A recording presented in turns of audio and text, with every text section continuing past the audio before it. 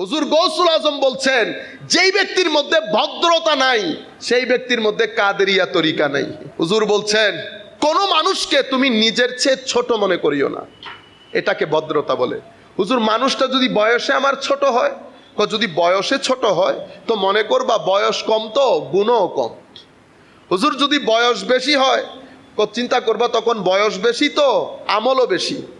হুজুর মানুষটা যদি নন মুসলিম হয়, যদি নন মুসলিম হয় মনে করবা মৃত্যুর পূর্বে কে মুসলিম হয়ে মারা যায় আর কে অমুসলিম হয়ে মারা যায় সেটা তুমিও জানো না, সেটা সেও জানে না। হুজুর তাসাউফের মূল জিনিস কি? তাসাউফের মূল জিনিস হচ্ছে ভদ্রতা।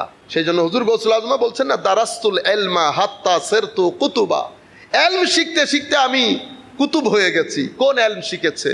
একটা ব্রেইনের ইলম, একটা কলবের ইলম। আমরা বর্তমানে মাদ্রাসা শিক্ষার মধ্যেও আমরা কলবের ইলমটা বন্ধ করে দিয়েছি।